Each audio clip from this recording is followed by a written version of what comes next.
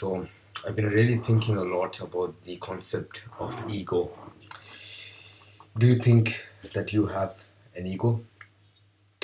Well, in the last couple of days, I've been thinking a lot about it, mainly because of some experiences, some failures that I faced.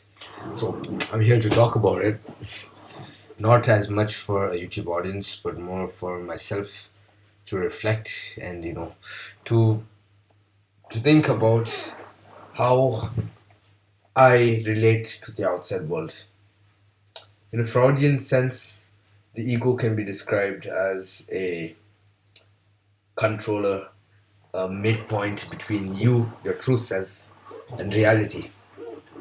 Now think about it. What truly drives you as a person? Why do you associate value with yourself? If you do, I mean, s- some of us, we do have low self-esteem, but does that mean that you have a low ego? I don't know. But let me tell you about my experience, right? I faced two rejections day before yesterday, and they were pretty important to me. And I've been thinking a lot about it because it particularly hurt me. Uh, I found that usually nowadays I'm really grateful that I don't really face a lot of failures. That when I do, it really just hits different. So let's talk about it. Number one, I ran for class representative. So basically, in my school, how that works is people from your class, there are about 8 people in my class. So they, uh, the school system, it allows you to go up, run, put your name on the board, and you can give them a speech. And finally, they would, hold a voting. I won that election. I got about 31, no, 30 votes, and another guy got 32. So he became the class representative, and I became the assistant class representative. And I felt pretty happy because of that, because I didn't even really plan to do it. It was more of a chance encounter. It was something that just happened, and I'm really grateful that it worked out well, uh, because you see, I didn't really plan it. It was mostly a joke, but then obviously there was ambition in that, because I know for a fact that struggle is growth, and growth is progress, and progress is your purpose. My purpose, at least, is progress. I want to end my life better than I started it. Get me? So, where was I? Yeah, I won the class representative election, and obviously I was elated. It was pretty surreal, and it felt pretty good, honestly. Then I found out that since you're a class representative, you have this meeting on the same day, okay, and you can run uh for what's it called, student council. So basically, there's like the president, there's the vice president, there's the secretary, and there's the press secretary. I don't know, it's something like that.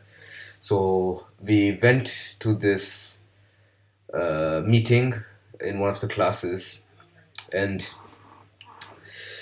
there they informed us that we can run for these positions.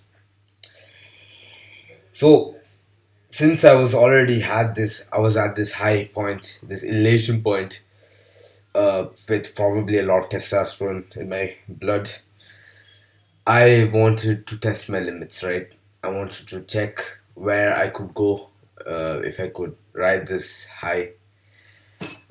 I wanted more responsibility, so there I went. I ran for president, not vice president, not secretary. I went for the top job just out of pure ambition. We'll talk about this later. We'll discuss whether this is ego or whether this is just a masculine desire to become better. I ran. I went to the stage. I spoke pretty unfiltered actually. I told them my agenda. I had 3 points. One was mental health, one was student representation, so more of a democratic system in which everyone was involved. Number three was education. That was our three priorities. And maybe my body language wasn't as good as I thought it would because I was very natural. I wasn't really thinking about body language, although I learned a lot about body language by reading Dale Carnegie, the author. But I wasn't really conscious. Usually, I am pretty conscious about body language, but I don't know. I was just in a completely different mindset at the time. So at the end of the voting, I got 7 votes, the highest being 17. So you can't run for other positions, you can only run for one. I ran for president and I got 7 votes.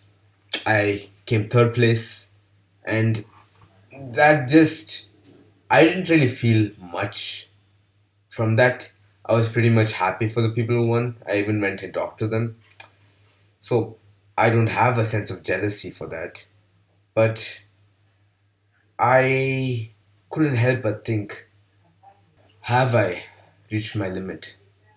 Have I gone where I could do? Have I reached a point where I can't grow anymore? Even though I know that these questions have clear answers, that I have still have potential to grow. This is basically just the start. That sort of hurt me.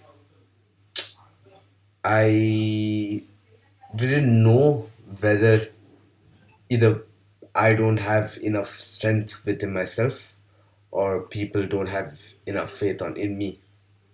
Is this ego? I have no clue. Another thing that happens on the same day. So think about this. I am completely exhausted. I just have nothing left to give. My energy is completely drained. And then I remember that I have an interview for this event, this huge event that takes place in our school like every single year.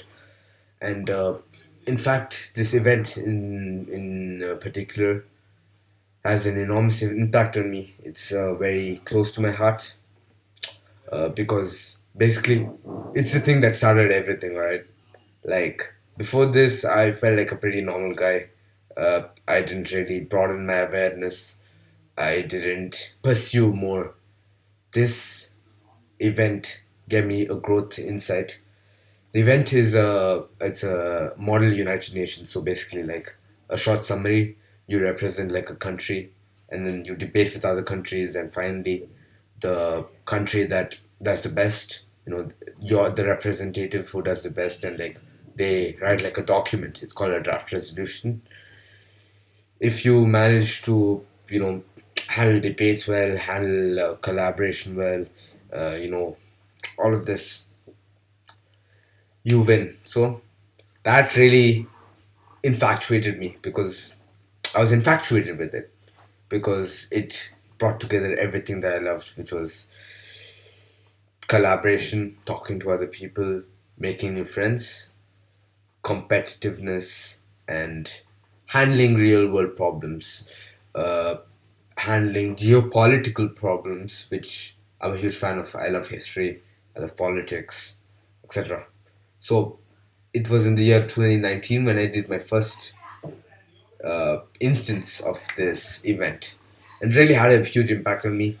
I had a strong urge to, participate, to work on this event because even since then, I had this ambition of working in this event, of, you know, just collaborating. I want to give someone else the same experience as the one I received, right? I want to leave a legacy. I want to make my mark, put my impact, work with people, make friends for life, to meet like minded people.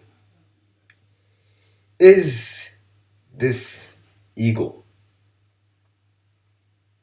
That's the question I was confronted with. Back to the topic, right? It was around 5 p.m. We were asked to do an interview for being in the core committee of this, whatever, the the event, right? So there is this huge boardroom, and like I had to sit in the room till 5. I was pretty excited, trying to be patient. Uh, I've talked to one of the organizers of the previous year. He was a really chill guy. He still is pretty charismatic. So asked him a lot of questions, and I was pretty looking forward to it.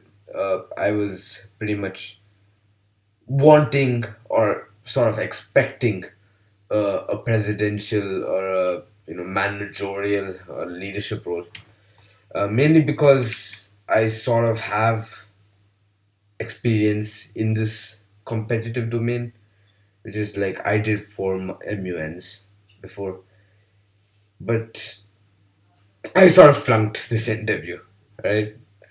So it was about 5. I was still very tired. I was emotionally drained. I've talked enough, so I wasn't fully mentally prepared. And the previous day, another thing to note was that they made us fill a Google form, right? They asked us what our name is, what our email is, and then like a lot of questions about organization and money, right? So they asked like, do you have any previous organization experience, or do you have any advantages? What are your advantages? What are your disadvantages? And there's a few weird ones as well. Like they asked us what our favorite color was and what our favorite shape was. This would be pretty important later on, so keep that in mind. I said that I like cubes because they remind me of childhood. This is very important, okay? Keep that in mind. I like cubes because they remind me of childhood. So I waited until like 5 p.m. Everyone went and did their round. When I asked people who were coming back what their experience was, they said, we literally can't tell you. So this was like pretty intriguing. Like, why is it so secretive? Uh, you know, got a little bit anxious after that. So around 5, I walked into the boardroom. There were 3 individuals. I can't name them. So there were 2 guys, 1 girl, uh, and they weren't like random teachers or anything. They were organizers of the last year's committee. So like they were basically just 1 year elder than me. So the guy who seemed to lead the interview, he was like, "Nice to meet you, Avan. Really looking forward to your to talking to you because I find your application very impressive." Because I spent like a lot of time on that application, man. Like really thinking about my skills and stuff. So we sat down, right? And this is where it started getting weird. Okay, there was this cube, a Rubik's cube. It was on the table. He told me, "You wrote in your application you like cubes. Solve this cube." I was like, "Okay, I'll do that." I'm a bit rusty, but I will certainly try. So I picked. Let me get one. I picked up the cube Started solving it. Very weird. They started asking me questions, right? I wrote my interests in the document, and they first asked me, "Do you go to the gym?" I wrote weightlifting in my list of hobbies. They asked me, "Why? Why do you lift?" I said, "Because I want to become a better person." I mean, that was a pretty true answer, but I was already pretty weirded out. Mainly because of how strange this format is. I'm solving a Rubik's Cube while answering questions. I think what they were trying to do was test my, uh, multitasking skills, because this is a very chaotic event. It's a huge event, so it's pretty important to work and problem solve at the same time. Next question was, mind you, while I'm solving, what my previous mining experience was. So I told them that I had about 4 years of experience, and they replied that, well, it's pretty good that you have this much experience. However, you must realize that mining is not like organizing. So you gotta keep that in mind.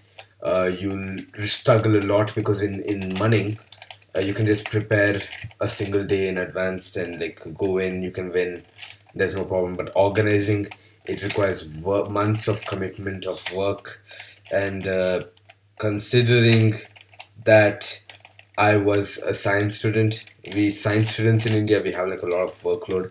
So, considering that I'm a science student, wouldn't there be a lot of workload? Will I be able to manage to get good grades, as well as as well as work for this event? I assured them, yes, I'm pretty passionate in both. I've been working both on my studies, and I'm pretty sure I can work on the event. Mind you, while solving the cube, this was pretty crazy. Like, man, I couldn't really focus. I couldn't really think. So I was thinking with like half my mind. It was pretty surreal. Okay, so they told me that it's like you're going to miss a lot of classes. Like you're going to miss practical experiments, which will be very tough. So you gotta really make the correct decision here. Uh, I said I'll manage to. I still have this, sense of, will that I need to succeed from my rejection of the president role. Now, they gave me a scenario, okay? It was I don't really need to explain it, but that was pretty tough. It was like involved, managerial stuff, whatever. And I was pretty much struggling. Like, I had to put the cube down. And then the guy asked me, "Why did you put the cube down?" I said, I'm just thinking." He's like, "Okay." So after I gave the reply, I don't know how good of a reply it was in particular, but I just did it right. And I felt like it was very tough. I cannot solve the cube and answer your questions at the same time. It's pretty hard. I wasn't expecting it at all. And now, in retrospect, I should have just, told them, "Hey, can I just solve this at the end and then answer your questions in the meanwhile?" I can't really multitask, or like when they ask the questions, I should look into their eyes, talk to them, and then while they're not speaking, I can solve the cube. Okay? That's what I should have done. But that's just retrospect. We still have to talk about ego, right? I know this video is kind of stretching out a lot, but it's an experience in a whole, so you need like a lot of context to understand what I'm talking about. And in my advantages, the advantages section, I wrote like a ton of advantages. I have discipline, I have willpower, I have a strong sense of purpose, I have self awareness, and a bunch of other things, right? But in my disadvantages, it was less of character traits. It was more of, my organization strength, that I'm not aware of the ROP, the rules of procedure as well. So the girl, she asked me, why didn't you include any of your actual disadvantages, like your character disadvantages? Do you have any? I was still solving, and I told her, I'm pretty sure I know this. She said, yeah, you wrote self awareness in your this thing, so you obviously do know it. So it was really struggling. I just feel like I completely forgot at the moment, and like it literally she got into my head, man. It was crazy, and I'm solving it at the same time. So uh, I told her that my main flaw was that I tend to hurt people with my decisions, because I take decisions that may seem heartless, that see only my benefit. Then she was like, okay, but anything else? I said, I can't really recall anything at the moment. The guy asked me, look into my eyes, stop solving the cube. So I put the cube down. Tell me, do you have ego issues? Literally stopped, time stopped, everything just frozen. I thought to myself, wait, are you really self aware? Do you know this answer? It was like a literal voice in my head. I was talking to myself, it felt real.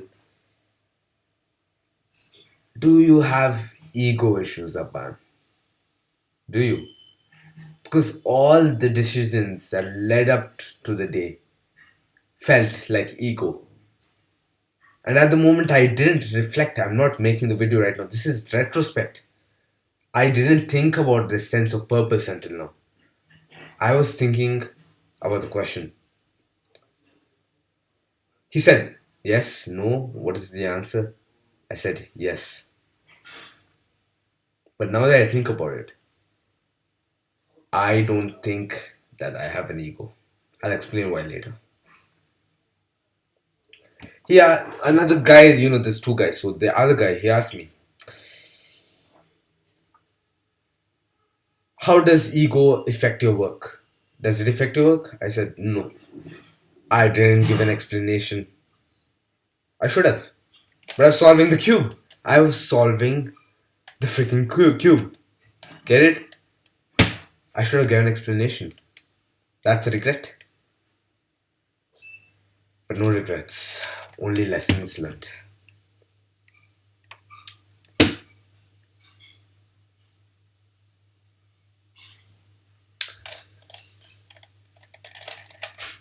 Then everything else in the interview, it is really irrelevant. I finished solving the cube. I put it on the table. I said done. Nothing else really mattered, although there was a few significant things. If you really want to hear more about it, like you can call me on Discord, or you probably would have my WhatsApp number if you watch this video. So just give me a call. Then they told me that they would, send the results on the WhatsApp group, and just even when I was going out, I had this sense of dread. I didn't give the right answers. It really hurt me. I knew that I was going to fail, and from that moment on, this sort of got into a spiral for the last 2 days.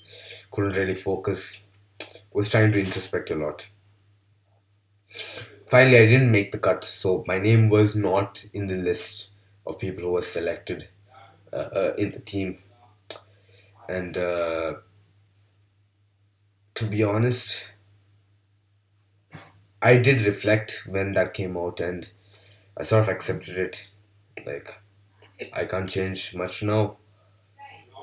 But one thing that really affected me was that question about ego. Did I have an ego?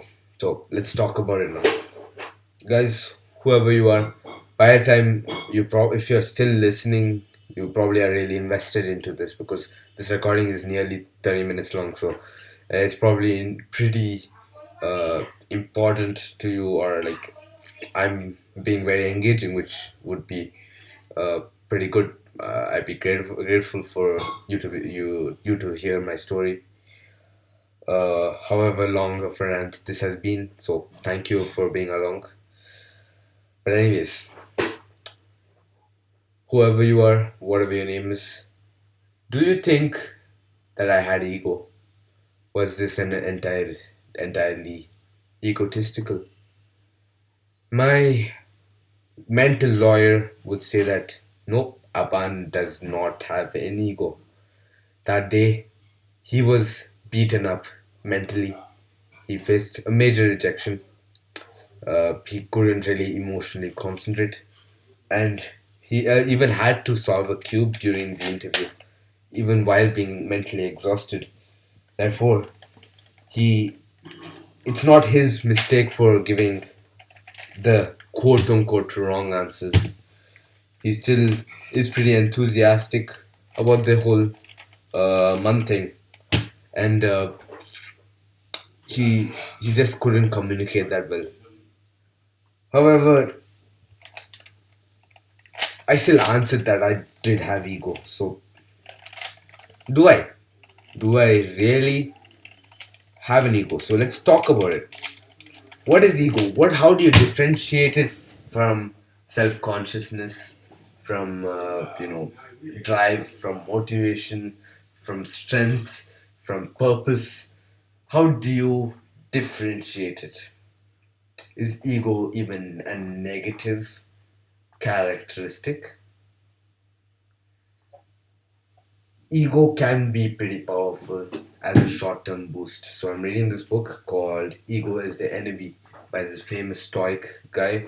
His name is Ryan Holiday. So, he talks about how ego is this poison, and what we should advocate and aim for is uh, self awareness, which is potent. So, ego is a short term desire. It's a short term drive that gets things done now, sometimes, which could be the expense of others, and in the long term, it could be an expense of yourself. Why? Because ego blinds you. It prevents you from seeing negativity. It prevents you from truly deriving your weaknesses. And at that point, I couldn't think of my weaknesses. It would usually have spikes and troughs, maybe little fluctuations, but today, the day, it was a spike, a huge spike, class representative. Huge, I mean, a mid level drop because I'm not president. A further drop because I felt this interview. I was pretty tired, and this interview came at the wrong time.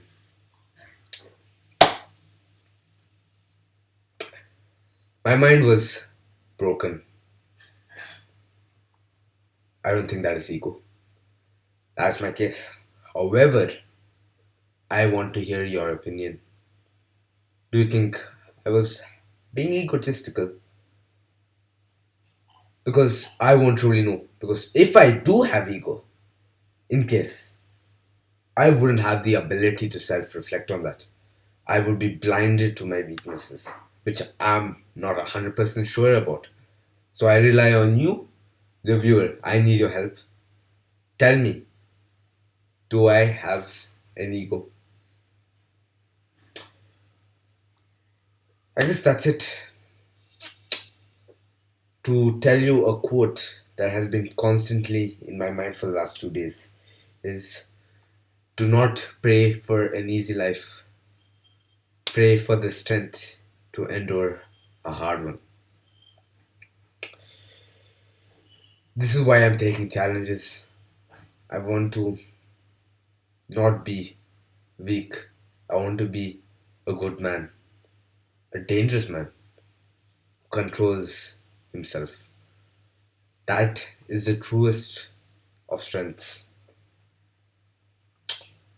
Remember, keep your purpose in your mind at all times. Love you. Bye.